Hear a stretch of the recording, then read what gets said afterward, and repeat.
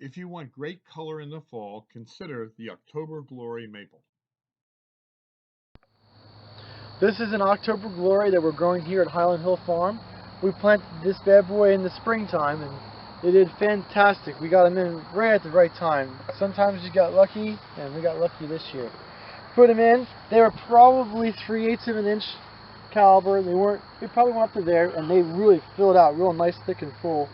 We have our irrigation going on through, so if we want to turn on the irrigation, we get water onto them. We put fertilizer on them twice, once when we planted them, and once in the middle of the summer when we had some real good rain. And we had a good shoot in the early spring come out. And I guess if you can see, and that's basically from here, from there, our prune mark, to there. That was in the spring. And then from here to there is a new flush that they made on. And not always, but this year we did really well with them when we got our second flush coming on. And if we keep on keeping them watered, they'll continue to keep on growing for this year. And we might get this up to a good 7/8 inch trunk caliber on the tree for this year. And we'll be doing really well. If we do that in the fall, we'll probably come on through and do another trimming on this. If they don't grow anymore, we probably just let them go. But if they do continue to grow, we will trim them. But we'll wait till the leaves fall off and we can see the branch structure a little better before we make our determination on when and how much we're actually going to cut off. Some of them we will have to do, and a good example, I saw them when I was driving down here, but if we see anything like this guy over here, with this coming up on the bottom, we'll definitely have to trim that off. So what do you call that? Well, the water spout? That's not really. This is, these are grafted since they're October Glories.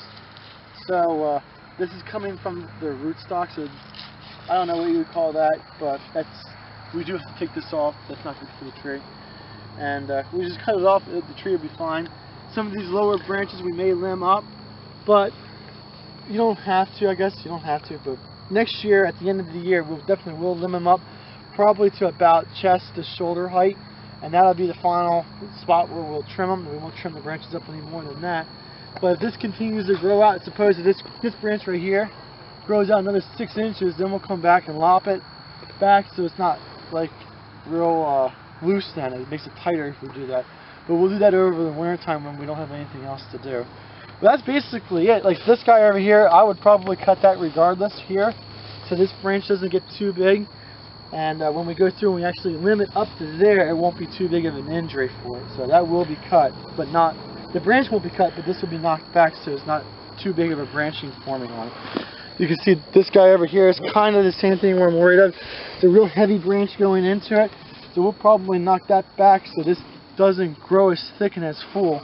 And then when we do actually take it off, it won't be a big injury. It'll heal over or grow over, compartmentalize, or whatever you want to call it, without a problem. It won't be a mark on it. But I would think this is doing very well.